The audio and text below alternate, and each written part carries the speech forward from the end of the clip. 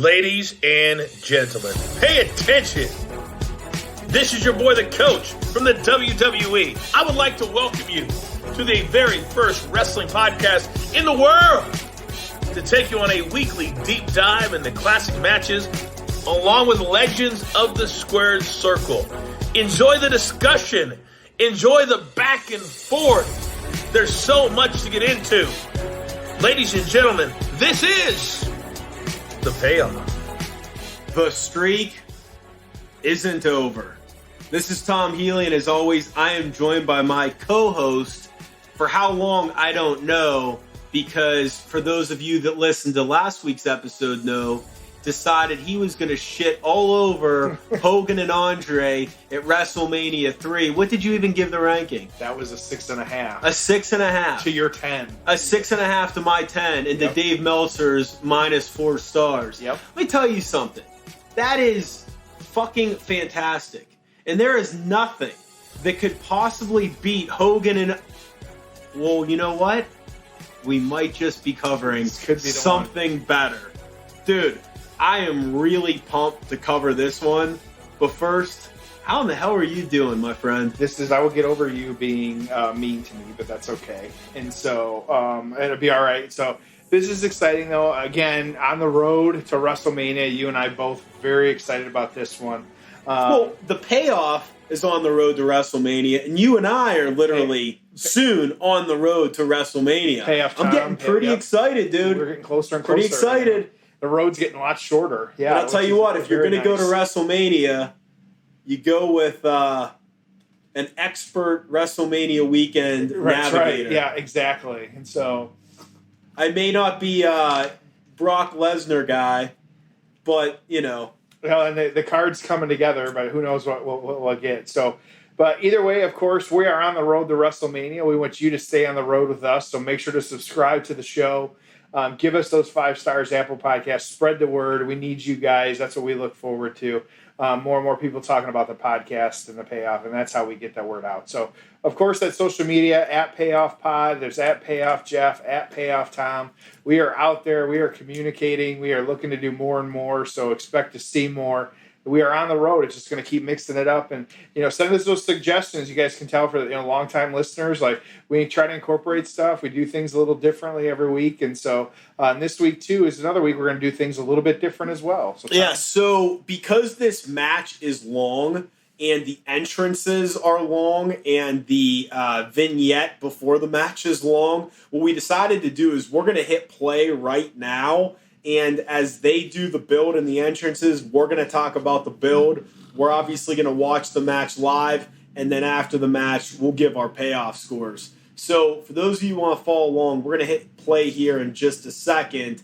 But again, it's 1:48 on the WWE Network, WrestleMania 25. And Jeff, I'll just say, I'm looking at the WWE Network play button here. This is right in the middle of the damn show. It is. Which is hard to believe. I'd hate to be the poor sons of bitches that had to follow this thing. We're at about 45% or so. Yeah. So, I feel bad for whoever followed this. We'll get into that in a second. But again, if you want to watch it with us, 1:48:01, and we're going to talk build. So I'm going to hit play in 3, 2, 1. Ready? 3, 2, 1, play. All right, so Taker cutting his throat. HBK looking into the camera with his good eye. Dude, I'm pumped to cover this one, my friend. Yeah, you want to start? How come this was one you wanted to talk about? So, it's great. I was there. I loved it. Fantastic, man. But here's the deal, dude. The build to this was pretty damn good, right? They're showing him with the Sweet Chin music on JBL to end that feud. That was the one they involved his wife. Yeah, and that's the name. And this was towards the end of his comeback run because he didn't wrestle much his final year. He kind of sat on the shelf after this match for a while. Yeah, and that was one of those. Just the build, especially, it's kind of interesting how it played. Talk about ahead it. of time, and so so I'll jump right into it. And so this one, what you had was actually No Way Out, which was February of 2009. as we kind of said a little bit, Michaels beat JBL. It was a stipulation where if JBL had won, he would have been the owner of Michaels' name and likeness, which, I mean, that's a wrestling story for you. So Michaels got the better of him, though, so you didn't have to worry about that. But this played out over Raw over the next couple of weeks in order to get us to this point. What you had was Michaels challenged JBL again. And so, but what happened, though, is the winner would advance to take on the Undertaker at WrestleMania. So these two had been feuding. And in an effort to really end the streak. That's what Michaels wanted to do. Keep moving forward. Michaels did beat JBL, but it was actually another competitor, someone who we've talked about, a little bit in previous episodes. Was actually Vladimir Kozlov actually wanted to challenge the Undertaker as well. And so again, you get Michaels winning more matches in the lead up to this, beating Kozlov, and getting his shot against The Undertaker. Of course, as WWE, they tend to do this where, the two competitors, the two of them were actually paired in a tag team match against Kozlov and JBL in the weeks leading up to, really the week before, which is just nutty. I don't get why that's a thing, but, they'll come together, they'll work together, but that's what we get. And so, but kind of messing with each other a little bit, as you just saw if you were watching along with us, HBK giving the Sweet Chin music, a super kick to Undertaker as well when we were about 2-3 weeks out from the match. So just interesting. So, and then we get the Mania match. And so kind of got right into it. And so the build, though, really tight. A lot of matches that kind of got us there. A lot of good storytelling. Dude, look at this on Raw when... Yeah, HBK comes out mimicking the Undertaker every move, but he's wearing white. In the white, yeah. I mean, the heaven and hell thing, the build to this was fantastic. He's in a graveyard right there, 16-1 written on the tombstone. There really was a lot of good storytelling because, and we'll talk about it, but this is one where it was somewhat believable. Yeah. Because they were playing up the whole WrestleMania, too. Like, these are the two best WrestleMania competitors of all time. Right. And so we had that. And so Michael's getting away at this point. So, yeah, but that was one because, career versus streak. It was, these guys weren't past their prime. Maybe some people might disagree, but, they were still in good wrestling. Hell no, they weren't past their prime, dude. So I say, I don't disagree. I've said it. And so... I'm sure somebody will say that, I'm full of shit. And so, but I think that these two guys were still able to go, still able to be out there, which is why we got the match that we did. I'm going to call you full of shit if you give this another 6.5 payoff score, I'll tell you that. Well, we'll see what happens, man. As I said, we don't share our scores, so nobody knows, so that's okay. So, I hadn't really said, my kind of reasons for wanting to do this. Yeah. I think that we'll talk about it a little bit more during the match, but I think this is one of it's not a common stipulation, which I appreciate. And so, we see a lot of matches that don't make a ton of sense over the years of why, or most recently, I think, they did the Hell in a Cell matches. It's you don't need Hell in a Cell. You're right. This makes perfect sense. Why these guys would want to go against each other. Why it would be at WrestleMania. Yeah. The heaven and hell thing. So I'm going to play the sound for a second here. This is Shawn Michaels in all white, kind of dressed like a white version of The Undertaker, coming down in this massive podium structure. He must have been, 50 feet in the air to start this thing? At least. It's still coming down on a crane. Yeah, it's still coming down slowly. They've got this big dramatic music playing. And this is why we did this episode a little different, was because we couldn't cut this part out. The entrances are important. It tells, and you can tell Michael's music a little different right now, kind of how he's coming to the ring. He's got his arms just outstretched. Here's the pyro. We love our pyro. And kind of doing that. And so yeah, because you have to include. While the build, was multi-week, but... Boom! And then his music hits. He's still got the white outfit on, though. I mean, dude, come on. Such a good entrance. So the vignette ahead of this one was pretty good, and so now, of course, you got Michaels, and you could hear the pop as he was coming out. and kind of just how everybody was reacting to him. Interesting stage setup too. I just want to say that too. I did not watch this one in the kind of lead up to it. I just did my research, and so I don't know when the last time you watched it, but I'm going in blind. It's very tall. Oh, I watch this match every 2 weeks. I'm sure you do. Actually, he's not lying. And so, like, the very tall stage, it feels like it's double like what you would normally see on something. Yep. And so, a bunch more pyro. Where was this one again? Houston. I was there, 50-yard line. We were kind of at the top of the 100 section. So, if you were at a football game, 50-yard line at the very top of, like, the 100s.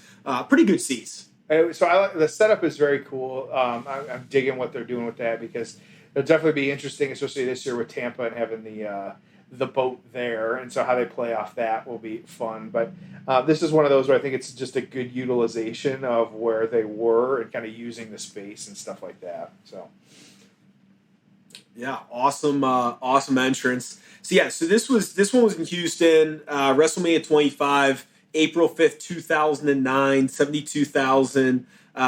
Interestingly enough, this new stadium, this Reliant, was, I wouldn't even say across the parking lot. I mean, it was like next door to the Houston Astrodome, which is where WrestleMania 17 obviously took place. So it was kind of cool. We walked past the Astrodome to get into this arena. The stadium. It doesn't look that big because it's one of those where you kind of go underground. I don't know. It was a little bit. It was just a weird, kind of a weird stadium, but it was cool. Really interesting show. Now, the card on this one was interesting. All right. And you know, some of these WrestleManias we've just been blowing through, but I'm going to take a few minutes and just go through the entire card.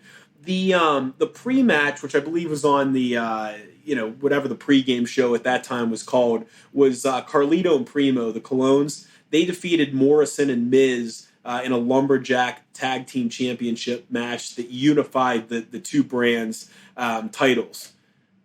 What year was this, Jeff? This was 2009. And in 2020, we'll probably be getting a Morrison and Miz appearance together at WrestleMania. So 11 years later, pretty interesting how that happens. Now, CM Punk won the Money in the Bank ladder match. Santino Marella wins Miss WrestleMania, so kind of a comedy thing. Jericho defeated Snuka, Steamboat, and Piper, accompanied to the ring by Ric Flair. I don't know if you remember that. That was the one where it was supposed to be Jericho and Mickey Rourke. Then they were going to have the four guys. This was the year after Flair retired, so he didn't want to come back in the ring, but they were trying to get him involved in this one. It was kind of weird. But what came of that was Ricky Steamboat looked pretty damn good, and he hadn't been in the ring for like 10 years or maybe even more. He would go on the following month to have a match against Chris Jericho at Backlash, I think it was, that was awesome. The next match, Extreme Rules match, Matt Hardy defeating Jeff Hardy. I remember that match being so disappointing because you're thinking with those two in the ring, they're going to kill it, right? Especially Extreme Rules, as we're watching just a ridiculous Undertaker entrance. I mean, they're all great. And being there live and feeling the fire and, you know, it may feel like these entrances take 5 minutes, but when you're there, you love every damn second of it. It's just like, holy shit. I mean, there's just like an aura that comes across the arena for those that haven't seen it live or it's been a while. So yeah, this Matt Hardy, Jeff Hardy match just kind of sucked. It was disappointing. 20-second match where Mysterio beats JBL for the IC title. At the time, that was JBL's last match. But it was really well done. It was kind of cool just to see him get squashed. And there was the Nana Nana goodbye chant because we knew it was JBL's last match. Really good. Then you had this match, which obviously we're covering and going to talk about. And then the two world title matches. There was a three-way with Cena, Big Show, and Edge. It wasn't terrible, but wasn't great. And then Triple H beating Randy Orton. And that was that match. I had alluded to it, I think, a few weeks ago. That was the one where, okay, they have to follow this classic, okay? And, you know, Triple H and Orton, they're kind of, neither of them, I would say, is like a great in-ring worker per se. And they had this stupid stipulation where if Triple H was counted out or DQ'd, he'd lose the world title. So Triple H has alluded to it. He's like, look, we had no chance of following this match. oh, by the way, give me a stipulation where the guy that came into my house attacked me, I think he had like RKO'd Stephanie, all this dastardly shit that he had done to Triple H, and then Triple H couldn't be the aggressor in the match because he would have gotten in trouble. So it was a horrible stipulation. They had no chance of following it anyways. So that's the card, man. So not a great WrestleMania. The bones were there for it to be, but just didn't happen. Also, this was the Hall of Fame ceremony that Steve Austin went into.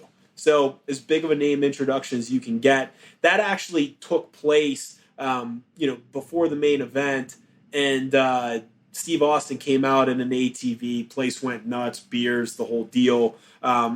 Look, something about his pops in Texas, man. Coming out for this one, he got a major pop. And then when he came out in Dallas, and that was the one where it was him, Shawn, and Mick Foley, the place went absolutely bananas. Yeah. And this is one, and we're at the point, the Undertaker's in the ring now. He's raised the lights. They're both kind of... Well, that's... He motions. I mean, he doesn't actually have the power to do that. Wait, what? Damn it. Sorry. Oh, my God. You're ruining it, Tom. And so... It's him. That's why he has to do it. So, kind of taking his hat off now. And so, this is we touched on a little bit. We were talking about their entrances here. Who stands out for you? Who has some of the better WWE entrances? Not music, but like just their coming to the ring and kind of who sticks out to you? I mean, gosh, these two are a good place to start, right? I mean, Taker, Shawn Michaels. Ultimate Warrior. I think for me, Jericho, definitely. He's had some great ones. In the jacket, I think that's hard to overlook, just how good that is. More recently, I've always enjoyed Nakamura and how he comes out to the ring with the violin and stuff. Before he was a jobber, I thought Bobby Roode's was great. Bobby Roode's, he still, I think, that was... But when they were doing the full thing in NXT, same with Nakamura, his was pretty awesome. And that was, there's so much that gets diluted when they get up to the main card, which kind of sucks. And I get some of it's the plan. You can do things on NXT. So right out of here, Michaels with the chops, the two of them kind of going at each other. And just the way that, the contrast of the black and the white, the contrast of the bigger and smaller, Shawn's trying to be faster, Taker's trying to kick the shit out of him, the facial reactions. I mean, it's just all absolutely spot on. Now, keep in mind, I believe this was 17th. Taker match. You're going into it there's no way he's going to lose. But as the match would go on, as we'll see, you start to wonder. I'd say at this point, it wasn't. There was a stretch where it was pretty predictable he was going to win. Obviously, he did lose. This was that stretch where you're he's probably going to win, but he's not definitely going to win. Some of those the matches, you're there's no chance he loses this year, right? The Punk one, for instance. Yeah, absolutely. And this is just one of those, there's the DX chop throwing it at the Undertaker. And so, and of course, playing a little bit here, Michael's playing possum, fake the knee injury, and boom, he's on top of him. This was too, previous episode, he's got the looser pants at this point. You and I had talked in a preview because trying to hide some of the knee braces and things he may have on under that. And so, correct. Yeah, I always wondered why he had those looser pants. I mean, I didn't hate him, but I didn't like him as much as the traditional. But yeah, he said he had big-ass knee braces on both knees. And sometimes if you look closely, now that I heard that, I can see it. So there's a lot of it. So you've got, and kind of some of the talking points that you and I have through this one is you've seen Undertaker. I mean, all these guys, he's been the Undertaker for as long as he could be the Undertaker. Michaels has reinvented himself a little bit, Well, I'd argue Taker has too, though. He did the American Badass. Yeah, that's right. That's fair. And so, but, Michaels, you had the Rockers, you had, the Heartbreak Kid, you had, D-Generation X, you had all these different things. I'll say kind of what Michaels now is kind of settled in very nicely into this NXT kind of coaching role and what he's doing there. What, in your opinion, is next for The Undertaker? Well, it's interesting because now, and I think this was on the Steve Austin podcast, you're always, as a fan, you're always I wonder if Taker's going to wrestle this year. And, a lot of this stuff, a lot of these years, it's been pretty last minute. I think we sometimes assume that all these things are determined well in advance. All these storylines are well planned. some of these years with Taker, it's been like, shit, I feel good, I'll do it, Yeah. And the next thing you know, he's closing out, an 80,000 seat stadium against Roman Reigns. But it's not like, as we sit here, and again, we're a few weeks from, when we're going to actually post this, so something could have changed. But as we sit here watching this, we don't know what he's going to do. And it just seems like he's one at a time. He's one match at a time. It's like the run where, he did the Extreme Rules with Roman Reigns and he did some of the Saudi Arabia stuff. And the one year he didn't show up at WrestleMania, but what? He showed up at the Raw the night before. Was that last year? Yeah. So it's interesting. I mean, the Cena thing kind of came together at the last minute. So it's been really interesting. And obviously we have no idea. I mean, he could wrestle another 5 years. He could not wrestle. He could get hurt. I mean, but it seems like it's just one at a time, and there is no exit strategy per se. Now, I think I've mentioned this on here before. The best idea I've ever heard in terms of fantasy booking is Taker winning the title and setting it down on the ground and calling it quits. What I'd love to see is him win the Rumble, him get a match, him win the match, him put the title down. And maybe ahead of time, he says, this is my last ride, win or lose, like I'm going out. So I don't know. You don't know what's going to happen. And we're all guessing at this point. Is there like you have your scenario for like how he exits? Is there like, in my mind, there's no way the fans will be happy no matter what they do. Even myself, because I don't know what the expectation is. Like, how do you, 30 plus year career, who knows much more he's got in him, like how? I just don't see any way that the fans are how they're going to be happy. Yeah. Well, look, to me, the idea of everyone needing to finish on their back, everyone needing to lose. Look, how many guys' career has The Undertaker made or greatly improved? Oh, I don't know. Edge, JBL, Shawn Michaels, Steve Austin. I mean, how many guys does this guy need to make a star? So I don't think he needs to win. Or, I'm sorry, I don't think he needs to lose in his final match. And your point about, it's just going to piss him off. Like, who's going to beat him to where you're like, all right, this guy's the flag bearer. This guy deserves the torch. This guy deserves the rub. I mean, maybe a heel and then you get some heat on him. Like, I think it worked with Corbin and Angle. I mean, as much as I wanted Angle to win that, and I think he should have, they've gotten a good year run out of Corbin on that. But I just, to me, it's like, I want The Undertaker to win. I want The Undertaker to be victorious. I want The Undertaker to pose in the middle of the ring. If he has the title, so fucking what? Make a tournament the following month and drive some network subscriptions with a tournament semifinal, right? Like, yeah. I just never understood that. So to me, I want to see him winning. I have no issue with it whatsoever. But look, I'm on the older side of the fan base. I'm always going to cheer on the good guys. I think Michael was better than Kobe and LeBron, right? So some of it's just generational, I'm sure, too. One thing I came across as I was, going through some episodes or issues of the Torch is, before the show, Keller said, WrestleMania would have been more successful if the 2 world title matches were promoted hard, but the stature of Shawn and Taker to the point that Triple H and Cena should have cut promos about Undertaker and Michaels match. It's the, biggest special match. 2 title matches could have been on any pay-per-view. Taker Michaels should be last. But I agree with Jim Ross that it probably won't be. So both Jim Ross and Keller going into this show said this match should have been last. So this isn't like a 2020 hindsight. This is hey, this match should be last. That's what they said going in. Obviously, as we look back, of course the match should have been last. In some ways you wonder, okay, what if they would have put this match on last? Would it have not met expectations and maybe it shouldn't have been? Who the hell knows? But, look, it was obviously the best match on the card. It obviously was very, very difficult to follow. Fans were kind of burned out after this one in a good way. So just an interesting thing there, but he was absolutely right. I think, you raise a good point, or kind of a good transition here for you. And we touched on a little bit, like, so is the stipulation, one, like, what are your thoughts on the stipulation? But then 2, what stipulation and kind of when is it greater than the titles? Yeah, so the interesting thing about this match, which obviously is revered as an all-time classic, there was no stipulation here. Right. It was, I'm the best performer in WrestleMania history. No, I am. And, we've got some heat and we're legends. So there really wasn't, any stipulation or anything at stake other than these two just in a match, which is hard to believe, right? There's no title, there's no Hell in the Cell, there's no retirement match or anything like that.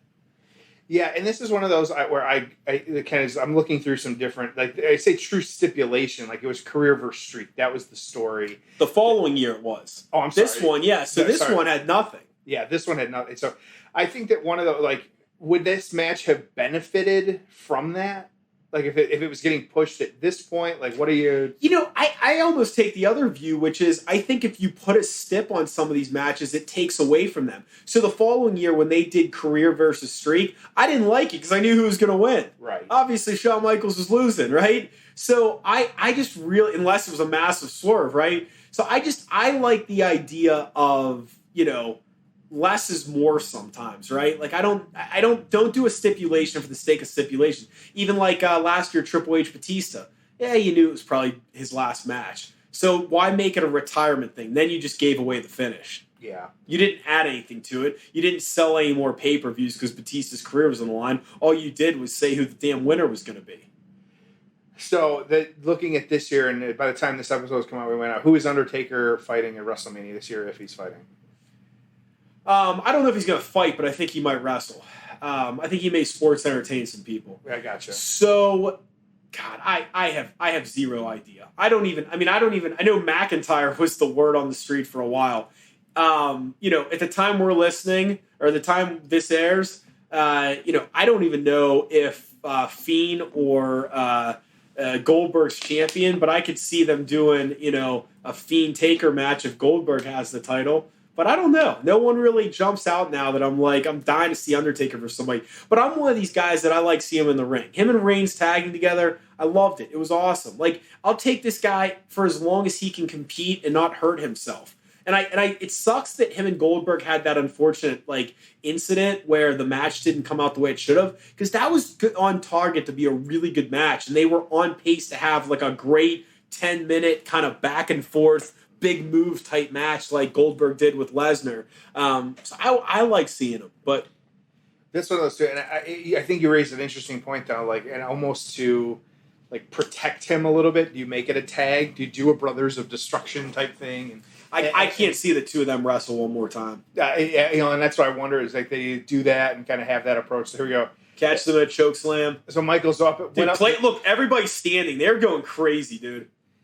So yeah. Bad. Kicked him. Blocked the super kick, yeah. And then trying to get him in a figure four here. Hell's Gate. And then Hell's Gate, Taker and Hell's Gate. So I hate that move. Everyone is on their feet at this point, too. I do find it interesting. This is still and I've talked about this a lot over the years. It's still the era of the camera flash. And so you still have a lot of different cameras. Oh, yeah, I didn't even think about that. Cameras don't flash anymore. And so those kind of moments you don't get anymore because cameras don't have it. And so it used to be you had to be ready for the shot when it came. And so, now, and he's still, throughout this match, a lot is happening. So we're about a third of the way through at this point. You and me being armchair kind of booking and kind of, sitting here discussing it.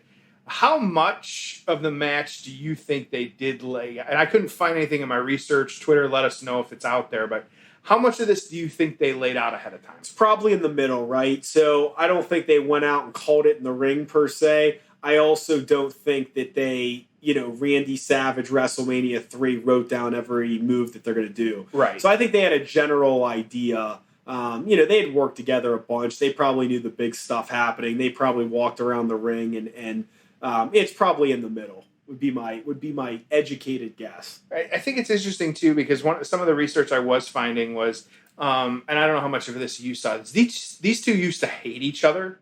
Back in the 90s, there was a big point of that made. Oh, of course. Some of the articles, and egos in the 90s, I can only imagine if we had actually heard about it when it was happening. There was no internet or anything like that, so we didn't hear about that. But some of the backstage, just kind of And the quote. Yeah, none of that stuff really exists anymore. I mean, you get some guys that maybe joust a little bit on Twitter, but I don't think the guys like absolutely can't stand each other. I mean, HBK was just a complete asshole. Like Taker was who he was, and here we go. He's climbing to the top of the rope. Taker's on the outside. I mean, God, these two. Shawn already looks like hell. He's exhausted. It's interesting. Looking exhausted. He's fine. He's going for the step there. Yep. He's going for the moonsault, and then Taker just brushes him away like a damn fly. He just did a moonsault off the top rope onto the floor. I mean, there's nothing to protect him. Jeez. Yeah, you figure that Matt's only so much, but interesting quote I found about these two kind of hating each other was. This was Undertaker kind of coming back around. And he said, and this is more recent, but where Shawn and I are today and where we were back then on a personal level, it's taken a complete 360. And then the quote that they kind of shared was, if Shawn Michaels back then was on fire, I probably wouldn't piss on him to put him out. And so... But he also continued, but that being said, there is no one that I would rather be in the ring with than Shawn Michaels. I wonder, just probably the easiest guy to work with. And that's what I wonder is I say some of these true legends of the industry, like an Undertaker doing the sit-up right there as Michaels is still recovering on the outside. That I wonder, how much... Here we go. You know what's coming now. Do you remember this? Oh, of course I do. It's a classic Undertaker. Goodness. So this is painful to watch. I still cringe when I see this. So Undertaker going for the dive outside. Oh! God, he lands right on his damn neck. Takes out the cameraman who I believe is Jimmy Snuka's son. He certainly didn't catch him. Oh my goodness. So this was Undertaker did not get full rotation for those of you. No, he got full rotation. Instead of being flat, he landed face first, neck first. Yes. He's lucky he didn't kill himself. And so everyone now laid out, the ref, Michaels, Undertaker, the cameraman. I mean, people are just... Oh my God, just brutal. It's interesting, too, kind of watching this, and we see it a lot, and I kind of have to pay attention in the next pay-per-view. They're not showing replays. Have you noticed that? So the replay thing, they're going to show this, but yeah, they show more replays now than they used to. So watch this. Oh God. Yeah. You just hear it. So you see it more and more now, some of those images and GIFs that you can hear. That's one that you can hear. You just can't help but cringe. Yeah. So it's starting to recover a little bit here. Totally off topic, but when NXT, I love that after every match they show replays of what happened.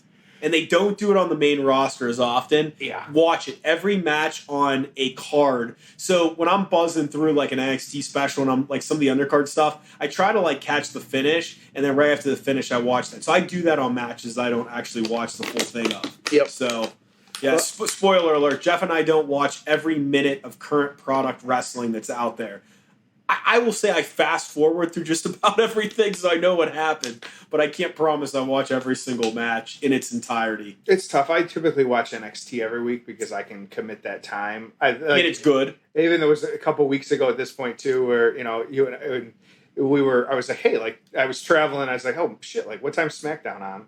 And so I was able to kind of throw it on because I just wasn't really doing much else. And I even had my partner and I I'm slowly trying to get her into it, and so this is one especially kind of watching some of these kind of showing her these types of things, and she enjoys a lot of the women's stuff and kind of watching that, so that's always good too. But this is one, so we got Michaels back in the ring. Undertaker's still recovering from a broken neck at this point on the outside, and so oftentimes people discuss hey, after so many dates it's appropriate to sleep with somebody or to take them out to a nice dinner right. or a first kiss.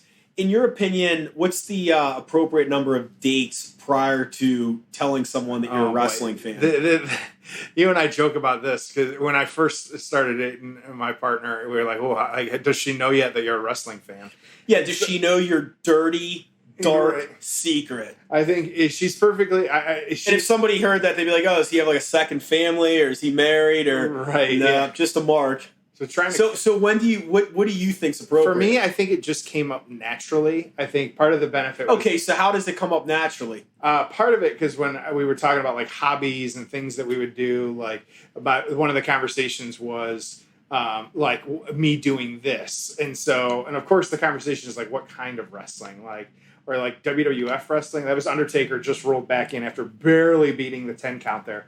And so, yeah. 75-second 10 count. Right, yeah, it really was. So, yeah, I think that one came up because when I would talk about the podcast and, like, you know, having different interests and not, like, being codependent on each other, and she really enjoyed that fact. And so, yeah, I would forget. I think it was probably less than a couple of months that it came up, but it definitely took a little bit longer for her to sit and watch a little bit. For me to just invite her over to watch something, that has not happened yet. It's been like she's come over, big choke slam from the Undertaker there. And so we're going for the quick pin, too. First major pin. Yeah, and we're about over almost 20 minutes Boom, kicks out, place going nuts. Everyone's on their feet. Yeah, and so that was what I think that she... I'm trying to slowly, you know, get her to watch it. I think she does enjoy the drama of it, like the is Glow on Netflix kind of talk about the soap opera-ness of it. Like it's enjoyable that way, and so your policy is comes up when it comes up. It's not something that, you know, first date grabbing some sushi and you're like, look, I fucking love pro wrestling. I don't think that's how it came up. Okay. It could have been one of those like 20 questions type thing, which is like, tell me something that, you know, nobody else knows about you. When you said like, on your first date, she didn't know what your John Cena shirt meant, right? Well, when she came over and saw the Hulk Hogan sheets, it kind of gave it away. You know? So, you know, when you get your Hogan and your Warrior buddies on the bed. Boom, super kick, both guys out. My policy's slightly different. I avoid at all costs. You know, I finally met a girl that I wanted to marry, who's now my wife. So finally, I think Hulk Hogan came up or something, and I said, all right, you know what? At some point, I'm going to have to do this. And so... you know, it went over surprisingly well. So that was God knows what she told her friends, but so that was he counted 3 there, but then is now marking 2, and the camera angle there definitely caught his hand hitting on 3. So that was interesting. Yeah, like I said, it's hard to find Hulk Hogan queen size sheets, but they are available if you work hard enough. So I mean, they're going nuts, right? Yeah. I mean, they're both down. Like this is it's just been fantastic. So this one too, we're just at 20 minutes on this one too, a little bit over or under depending on where you're timing it. And so we've still got a lot more to go. It's interesting too, like the two of these just really putting it all out there though. Like it's just so impressive, you know, and I think this is what you get, and this is the kind of stuff. So Taker grabbing him. Yeah, there's just so many little intricate spots in this match that are just so fantastic like that, you know. Now he's going for the last ride. Got him up, sunset flip, Taker double choke, kicks him, going for it again. He'll get it. And I like that move, something different. Is this it? Place is going nuts, as you can hear for those of you watching it, going absolutely nuts. You know, this is great. This is the 25th anniversary of WrestleMania. Do you know the only problem with that, Jeff? It's the 24th anniversary. This is a classic Vince McMahon-ism. Oh, that's right. So WrestleMania 25 would be the 24th anniversary. Hell, call it the 25th. So it's just so funny that, you know, there's a lot of times where Vince just kind of lives in an alternative universe and they just do things that don't really make sense, but yeah, and we've seen that. We've always talked about the revisionist history of certain things and just kind of how Vince is. And so this is one. So at this point in the match, like this, it hasn't been a ton of, like, there's been some high flying, but not a ton. The pace is starting to slow a little bit here. Do you think, is it helping? Is it hurting? Is it Taker's on the top rope, by the way. This guy's 6 foot whatever. He's on the top rope. Elbow drop, completely misses. God, that's awesome. I mean, this was after he walked the ropes very early in the match, too. And so he kind of had that going for him. So, what were you asking me? So I was asking, like, the pace of the match. And just kind of like, you know, these guys, they're not... which do you prefer, I guess, is the better question of like, they started kind of hot. It slowed down a little bit. I like a variety, right? That's what I think's fun. That so you'll hear me a lot on this show say, I like when they call it like a sport. I like when they present it like a sport. I like when Jesse Ventura's like, I don't understand why he didn't go for the cover right there. You got to wonder, as this match goes on, does it favor one guy because of their cardio? I love that stuff, right? Yep. I like losing myself in it where, again, when you do the spot festy stuff and you have like the Young Bucks gymnastics matches, it's tough to like see it like a sport, right? So that's when I really like, and here you go, Taker, got him in a tombstone, trying to get a tombstone. Boom, tombstone. There you go, that's it. 1, 2. That's that Taker shocked look meme that you've seen. People are shocked, right? I'm shocked. It's like, oh my God, is this guy going to win? Is Shawn Michaels actually going to win? Is this streak actually over? Unbelievable. Place going nuts. Every single person on their feet. It's really tough to have loud sound in buildings this big. That's loud. So... match pace. Yes, match pace. So I like when it's presented like a sport. So like, and I think this is something NXT does really well, where if you watch those big matches and you think of like the Gargano matches and the Ciampa matches and, some of these really good matches that they've had, right? Like Adam Cole stuff more recently, the Joes and the Nakamuras that have come through the system.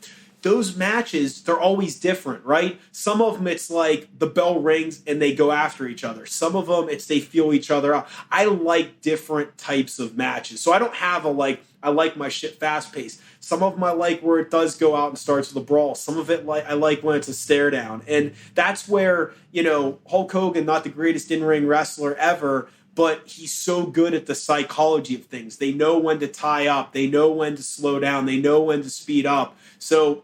long-winded answer, but yeah, I like a variety of stuff, to be honest. Yeah, and I know, and like you and I know I'm the New Japan watcher of the two of us, and you're the ECW guy more than me.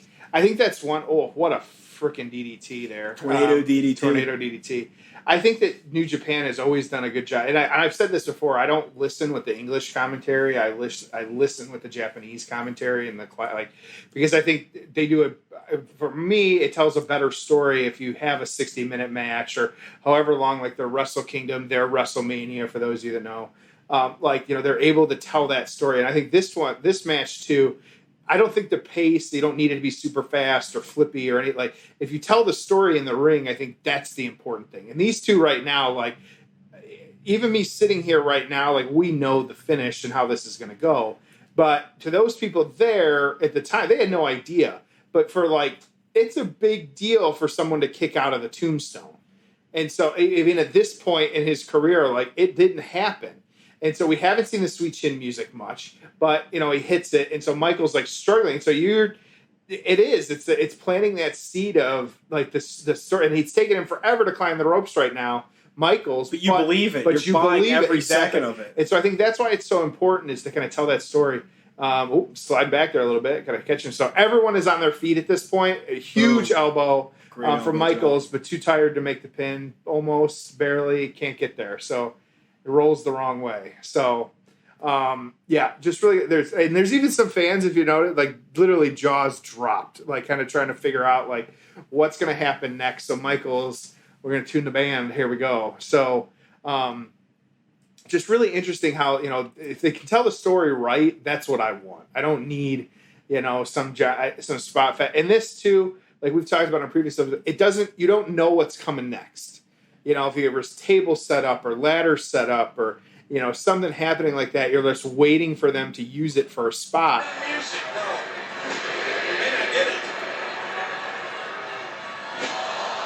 I hate that, I know you hate stomping. I hate that. I hate the 1, 2, 3 countdown on moves. Hate it. But, he hit the cleanest super kick you're ever going to see. Maybe not the cleanest, one of them. There we go. This is it. It's over. Dude. What a pop. Unbelievable. You thought he had him right there. I still remember the saddest day when I realized that more times than not, the super kick sound comes from the slapping of the leg, which, sorry to pull back the curtain on that one, but sometimes, boy, they catch it clean. He caught that one clean. And especially to hear it as well as you did in that arena with everything that was happening, like, yeah. So the night before this, Austin goes into the Hall of Fame. Yes. Does it bother you that we've never gotten another Steve Austin match?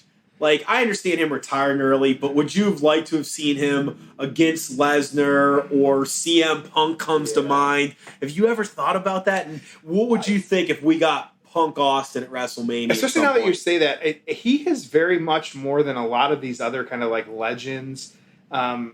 He has just never felt the need to come back. Shawn came back. Yeah, Taker still hasn't retired. Like Edge came back. Goldberg, like Punk will wrestle again, I'm sure. Goldberg's come back. Foley came back. Flair came back. In our lifetime, we will see Batista came back. CM Punk will wrestle before Ric Flair retires again. So, yeah, I think, but it's been interesting because he's done a few spots. He's done some stunners here and there. Yeah, and I don't know physically if he could do it and stuff, but man, I'd love to see it, dude. I just really would. Dude's still jacked as hell. I know, and he still looks good when he comes back. And he was a brawler, so it's like you put him in with the right guy. I mean, dude, even like when him and AJ Styles had that stare down.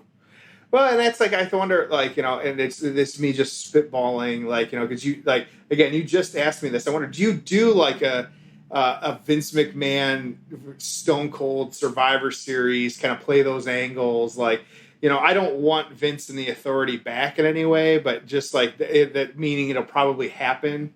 But like, is that maybe a route you go that he takes on like some of this like manager type role? I think he's perfectly happy living on the ranch too. Correct. And so, you know, and he's got a good gig with his own podcast as well too. And so I'd love to. The point is, I'd love to see him wrestle again. Yeah, and I would too. Absolutely. And I think that's just one of those where I don't think we will, but credit to him, he's avoided, you know, coming back in the itch compared to, you know, some of these other people, like, hell yeah, Daniel Bryan, like, couldn't stay away. Yeah, for some of them, like, you know, I think we will eventually one day, it might be years from now, see Paige back in the ring too. But I agree. So, yeah. Interestingly enough, I mean, you know, everything just means so much in this match because the psychology's so good. But to your point, you know, I mean, there's been some bigger spots, but, you know, it's not like a bunch of tables been broken or ladders and stuff. And, I mean, it's just, it's pretty wild, man. Pretty damn good match. All right, so going for the moonsault. Uh-oh.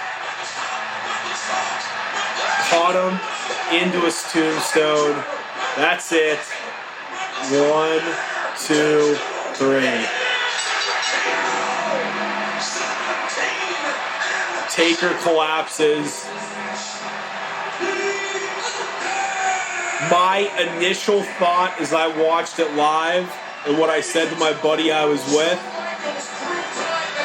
that was the best match of all time. Yeah. I said it in the moment. I mean, I just said that was the best professional wrestling match, certainly that I have ever seen in my life. Yeah. So this is one, you know, obviously both men just laid out in the ring. The crowd just going absolutely crazy. You know, it's just one of those, like, it is that iconic moment. It's what the fans wanted, showing the 17-0 signs in the crowd as well, too. Undertaker selling well is the first to get up, which makes sense because he won the match, and Michael's still just kind of laying out. So, really good stuff here. Dude, I mean, you've heard me say this before, and I came across it as I was doing my research for this. You know, what did Keller say? He's like, look, Michaels has now had his opponent's best matches with at least 7 top-level opponents. Yep. Taker, Flair, Triple H, Chris Benoit, Kurt Angle, Kevin Nash, and Scott Hall. Yep. 4-star matches with Hart, Jericho, and Cena. 3.5-star match with Vince McMahon. Yeah. Tatanka's probably best match of his career. Really good singles match against Tito Santana. Good match with the Rockers. But dude, he's like, and he said the only quote unquote disappointing matches were Chris Jericho and John Cena. Cena, I agree with. Just the storyline in the match wasn't that great. Jericho, I thought that stole the show from what I remember, but that might be a fun one to go back for. You know, the Iron Man match, I'm on the side of really enjoying that, but again, some people did not like it. The only thing I didn't like about the Iron Man match, I thought the finish sucked. Otherwise, I thought it was a really good match. probably could have used 3 or 4 falls as opposed to the way they booked it, but I get it. Yeah, absolutely. So you want to get into the aftermath here, take a quick break, and then get right into it? Yeah, let's jump into the aftermath. Ho! It's time for the aftermath. Okay, so what we got in the aftermath here. So, of course, as we were discussing, you've got the Undertaker winning 17-0. Just throughout the match, fans back and forth, not really sure, but everybody chanting, going after both of them. Just really enjoying this. Getting some "This is awesome" chants, too, coming out throughout this. And so, just some different notes on here was the match of the year, the 2009 Slammy Awards, which was on Raw. It was also the match of the year for Pro Wrestling Illustrated and the Wrestling Observer newsletter. And so, super high marks for this one, just all around, and just kind of what it was and kind of what it did. Both these guys immediately after this match, though, took a little break, a little hiatus. I'm sure it was to recover. I'm sure it was, nagging injuries and things like that, kind of going away a little bit. Shawn eventually did come back, reformed Degeneration X, did a lot with that. And then Undertaker as well eventually came back, attacked CM Punk. And so some interesting kind of storylines happening there. These two, of course, had some more run-ins, of course, over the course, next few years, really, and year, getting the Streak versus Career match, which, of course, bringing an end to Michael's career, which we'll talk about that one a little bit later. So, kind of putting an end to his career. Kind of, yeah, relative. Wrestling put an end to his career. So just interesting. And so one, though, that we, kind of talked about the write-ups a little bit here. There was just a lot, kind of how they all felt about this one. And so it was the Observer newsletter. And this was, it's just odd here. And so everyone wants a star rating, and this is going to seem like a cop-out, but I am reserving final judgment until I see the DVD. Like, when this was over, I thought 4 3/4, so that is what I would give it here. But this is Keller or Meltzer? Meltzer. What do you mean you have to see the DVD? That's the stupidest. Was he there? So I will watch. That's the stupidest thing I've ever heard. What do you mean you have to see the DVD? You watch a match, you give it a ranking. I mean, if you're there, it's probably a slightly better perspective. I mean, maybe you want to, but what the hell's the damn difference? And it's even said, it's my newsletter, goddammit. Either way, it's a 1/4 star and it's one man's opinion. So let's all just move on with our lives and agree that it does not get much better than this. Which, kind of a dick way to put it. Well, I don't understand this. So he says, I thought 4 3/4, so that's what I'm going to give it. But I'll watch the match on Blu-ray when it comes out, and I reserve the. Yeah, I don't understand that at all. Like, just have an opinion and move on. Like, it is what it is. Maybe you think about it, but how do you? Oh, I need to see the footage again. I mean, it's a pro wrestling match. But then Wade Keller being a little bit more definitive here with the 5 stars. 5 stars goes without say. Michaels did it 2 years in a row. 2 5-star matches, 2 years in a row. Those matches are created from 2 decades of experience, 2 decades of history that is built up well into this type of climax, and a lot of Michael's planning ahead and excellent execution between the rows. So I guess he gave Flair Shawn 5 stars too, which I'm surprised by. I didn't realize he did that. I mean, it was a great match, and we'll definitely cover it at some point. So Michaels just leapfrogged whoever was above him on anyone else's list of the greatest ever, if anyone had him outside of their top 2 or 3. Best in-ring worker of all time, not disputable. So, Tom, I will let you go first then with your score. I got a feeling it's going to be fairly high on this one. 2 weeks in a row, maybe? Are we going to get double digits? We'll see what happens. So, what do you got? You think I may be giving this a 10, is that correct? I think it's at least a 9. Dude. And hey, by the way, our payoff score is 1 to 10. We're not going to do this douchebag stuff of, I'm giving it a 5 2/4 star because it was at the Tokyo Dome, and 5 3/4 star. That's the stupidest, goofiest thing I've ever heard. It lends no credibility to it. So we're always going to take 1 to 10, even if 1 10's better than another 10 or whatever the case is. This match, this build, the entrances, the match, the crowd, the finish, it's perfect. Okay? This is the perfect pro wrestling match. The story, the characters, everything they've been through, the facial reactions, the crowd, just the visuals. I mean, just everything about this is perfect. This is as perfect as pro wrestling gets, and it was an absolute honor to have been there to see it live. And I probably will never see a better match the rest of my life with all those things being considered. So this is absolutely a 10, and it's as perfect as professional wrestling gets. End of story. I think we may have a first, my friend. And so whether I'm in a good mood or just doling them out lately this way, that I think this is our first ever double tens. And so I agree with you. I just think, if I were to ding it anywhere, it would be the build, but I can't. And so, it wasn't great, but at the same time, the match was far better than anything we could have hoped for. The pacing, just everything, you can't overlook it. And so here's what's interesting, right? Is there's two ways to look at the build. Because when you said that, I'm like, yeah, I kind of agree with you. But here's the thing: is the build the TV leading up to it, or is the build these guys both came through the WWF in the 90s? Yeah. They had great matches, including the first Hell in the Cell. They're the two best performers in the history of WrestleMania. It's like saying, that if, Brady and Manning faced off in the Super Bowl, is the build that season, or would the build be their entire career? So in totality, and they played up on this in the build in terms of the vignette they played prior to the match. The build is everything, and so for that, it's perfect as well. Yeah, and I think and you and I, we dub the build. We don't have on this date is when it started, or on this date is when you have to go by. You and I, we take some liberties in what we feel it should be and shouldn't be included. But for this one, it didn't need a lot. It could have just challenged him, and that was that. And so, coming out of this match, we didn't know that there was going to be another one in a year, and so. There's something to be said for that too. Of this match itself was a build for something else, and so with that, I think it's just one of those where you got to look at the totality of it, but then at the same time you got to be respectful of what it was in its moment and just how everything played out, because it's really unbeatable, plain and simple. So it's a good way to put it. Final thoughts, buddy? Man, again, I just loved it. Yep. Thought it was a great match. Thought it was perfection. It was great being there for it. I instantly in that moment thought it was as good of a match as I'd ever seen, and maybe in the history of professional wrestling, and certainly at WrestleMania. I did not need to get the Blu-ray DVD to confirm that. We just needed the network, but we knew it anyways. What a nerd. Yeah. So. All right. No, loved it. Great episode.